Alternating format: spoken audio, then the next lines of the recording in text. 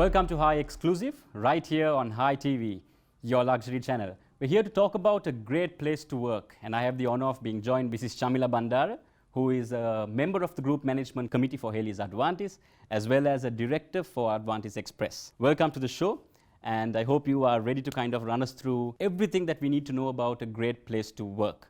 Let me just start off by asking you a few things, right? In these big blue chip conglomerates, there are a lot of aspects that bring in staff and bring in a culture that kind of help people move up and also understand what it's like to be sticky in a corporate. Tell us a bit more about this great place to work. What is GPTW? Thank you for that introduction, Adam. So for us, as HII's Advantis and also Advantis Express, culture means everything. So for us, a great place to work, so we want to make our culture better by making it a great place to work, because we work a lot with employees, with large numbers of employees, and so few years back we started being recognized. We started the assessment because once you have a culture, it's important to measure the culture. So that's why we thought it's important that we tie up with Great Place to Work Institute, which is founded in the US, and we being FedEx being a US based company, so that was also very important and it was relevant to us. Great Place to Work evolved not as a concept, but it's because we truly felt that it's our duty as an employer to make the place great to all our employees. Thank you for your response into that detail itself. Another one. What are the main components that make a great place to work, ideally? Components, it's actually the larger element is your culture. So the culture has to be managed to make it a great place to work. But culture itself is a very large area. So for us, it's a culture canvas itself. So trust is for us, it's the biggest pillar, trust. Then you have many other, say, the company practices, your beliefs, the values, behaviors, how you conduct meetings. It's a whole gamut of practices that make it a great place to work. So it's how an organization defines it. At HII's Advantis, currently we are working on a culture canvas, because for us it's important that to realize that what got us so far as an organization. Things have evolved in the past, so we looked at a culture in a different context, but looking at the future, we need to really think differently, because the workplaces, employees, generations have changed. So for us, working on the culture canvas itself is a very important aspect. So all the attributes that I spoke about forms that culture for us. Yes. Brilliant. You mentioned two key things, yes. Trust and how the generation has changed predominantly based on everything that has happened in the past. Another question on that itself, how does this culture help the growth of an organization? Interesting. As FedEx, we are a licensee of FedEx. So FedEx has this philosophy referred to as People, Service, Profit. We call it the PSP philosophy. So they talk about people. The people element is about when you look after people, in return they give an outstanding service to your customers. So that's the service part, S part. And in return, companies prosper in terms of performance. Profits are generated. So PSP itself is part of our culture. So even for us as Advantis Express, over the years, when we took part in this culture survey as a great place to work, we saw along with the trust level going up over the years, our performance also grew. So that was an important observation we made.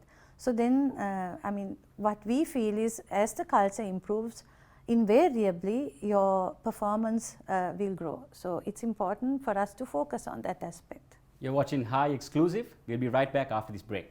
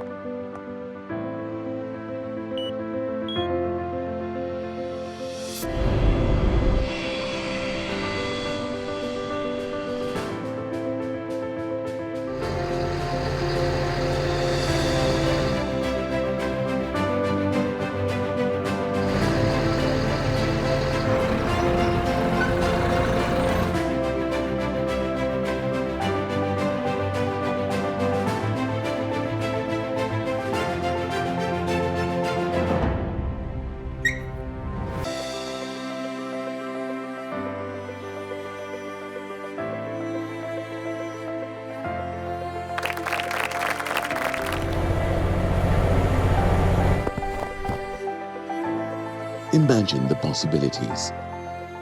Haley's Advantis, going beyond.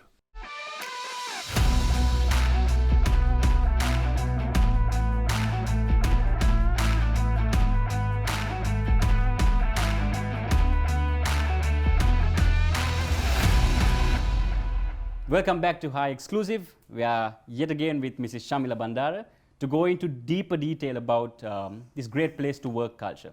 Mrs. Chamila, you mentioned that over time the generations that have come about have changed, their work ethics, the culture, everything has changed. Could you explain to us what this change is? What is this generational change you are experiencing? Yes. So when it comes to change over the years, apart from external factors that took place, we've seen the pandemic and we've seen how companies have evolved. But something very important also has taken place.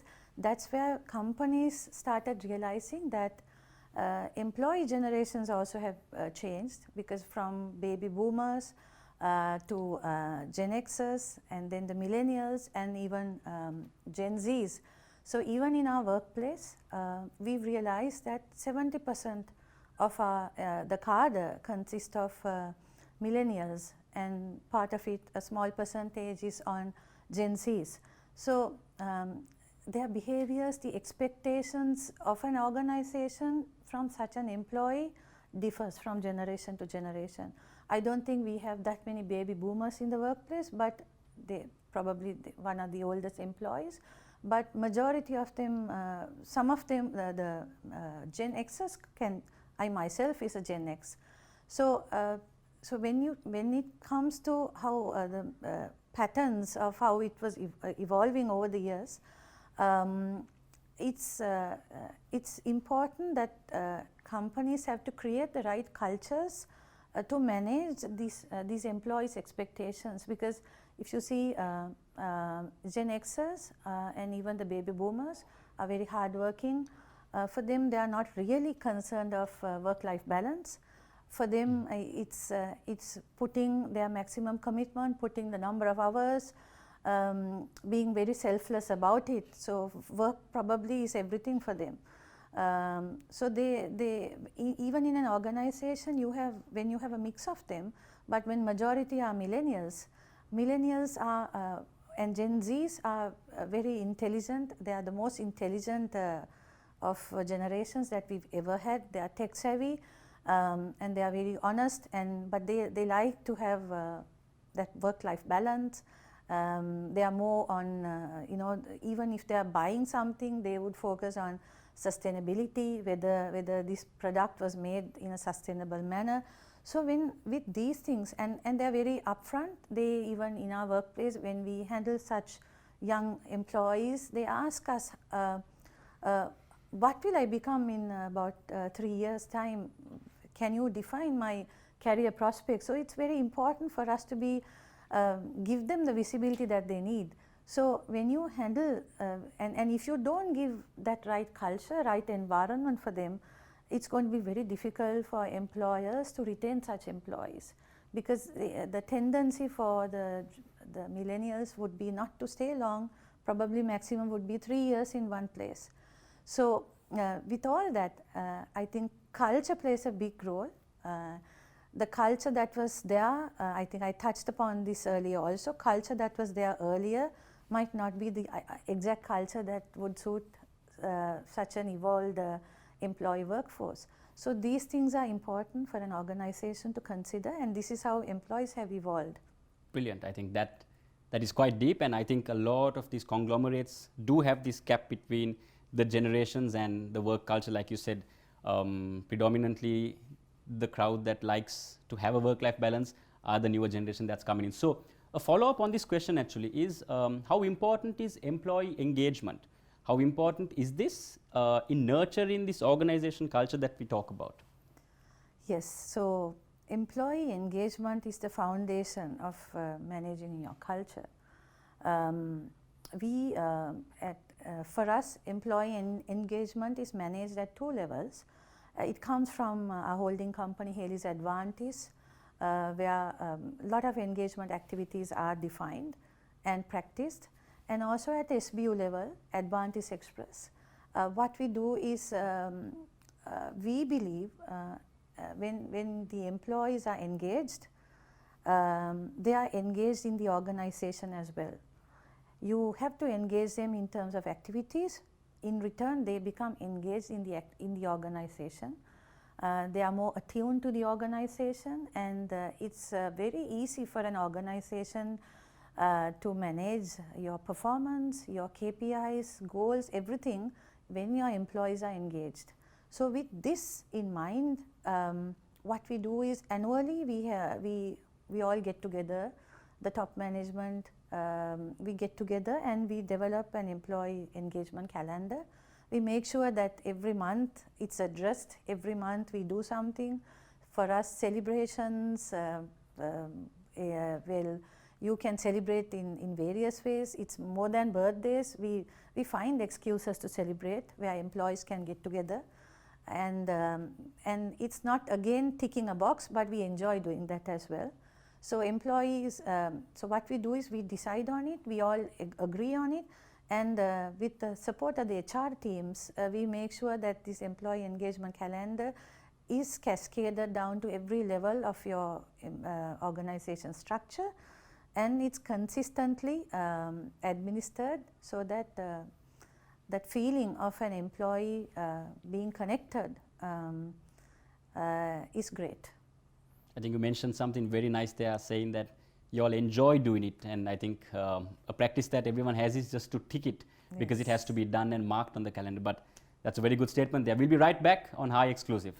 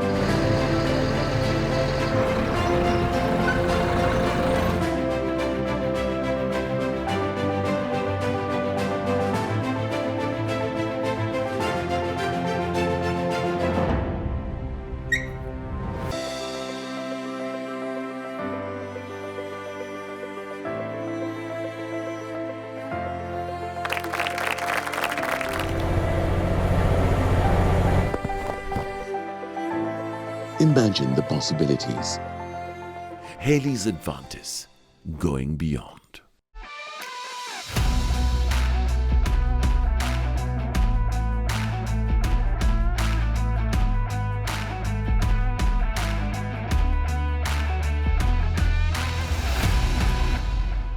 Welcome back to HII Exclusive with Mrs. Chamila Bandara. We've got more questions for her, and let's see if we could find out more about great place to work and what makes it a great place to work.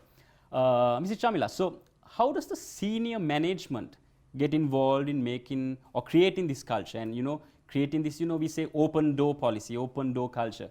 How does the senior manager, and what role do they play in this great place to work culture we talk of? For us, senior management sets the tone, sets the pace for the culture.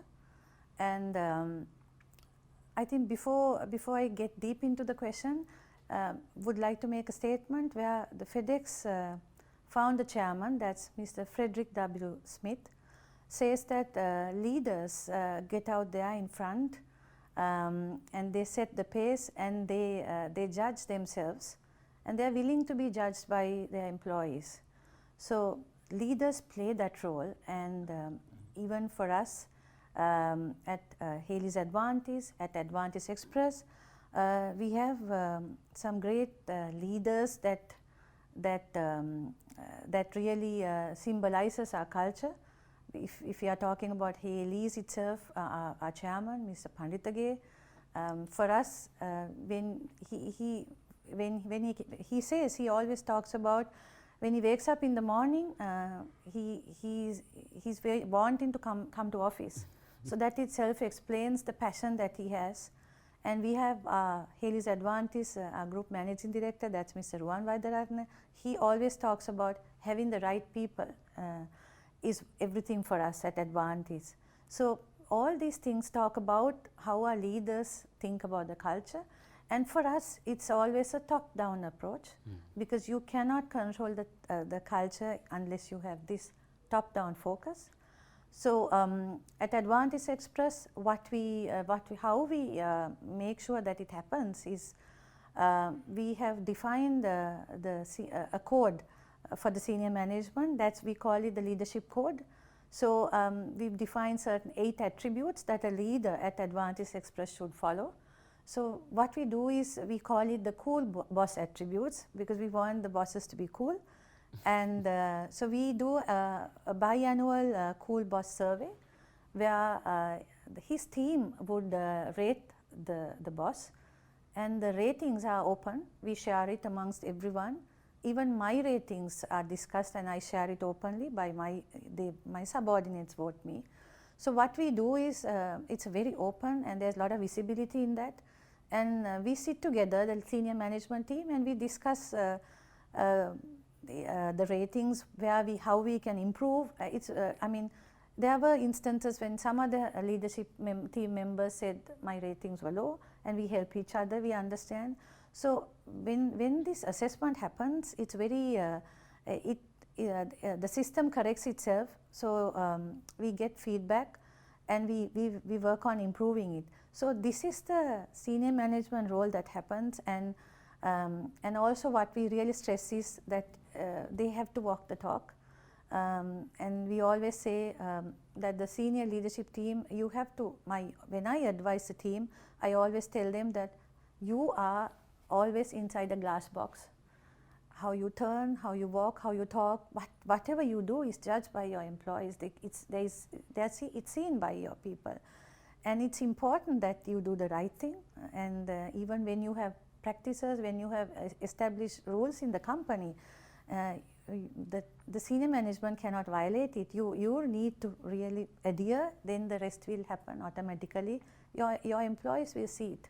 So for us, senior management team, setting that pace to the culture is a very important element. I think even by the words you're using itself, it kind of speaks out to me that this great place to work culture you have, even within the senior management, there's a lot of trust, a lot of dependability, a lot of accountability, and that itself is giving me goosebumps. So that's something really good to hear. And one more thing for you, the philosophy of a great place to work. How can organizations practice this? And what is this philosophy? Well, you touched upon the word philosophy. Philosophy for me is a way of life. So how can we make it, how can we make the great workplace a way of life so that it will not change from leader to leader, from head of the department to another? When people change, your culture shouldn't change. So it has to, it's a mix of lot of things.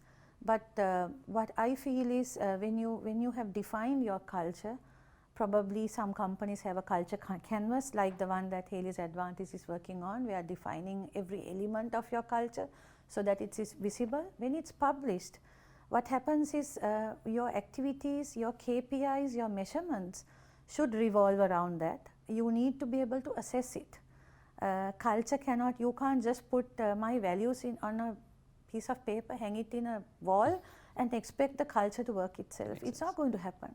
So what is, how you set the pace is once you define it, you work around it to make sure that it happens, that you execute it, and then when there are deviations, because when you do assessments like Great Place to Work survey, it's one example that we do, but then we also do other surveys. So all these surveys would tell you certain stories.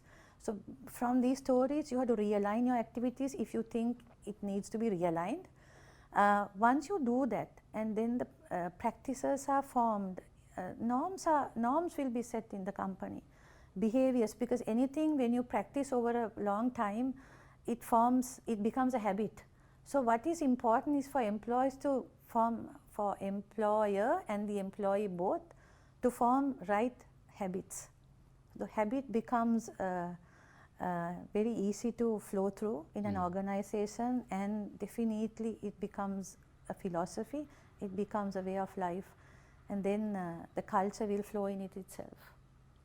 I think a habit can become an addiction, and if you're addicted to the place you're working for and at, makes this a greater place to work. So these are insightful thoughts, and I think it would help a lot of us who probably belong to conglomerates, who belong to organizations, and that are also engaged in this whole GPTW survey that we talk about.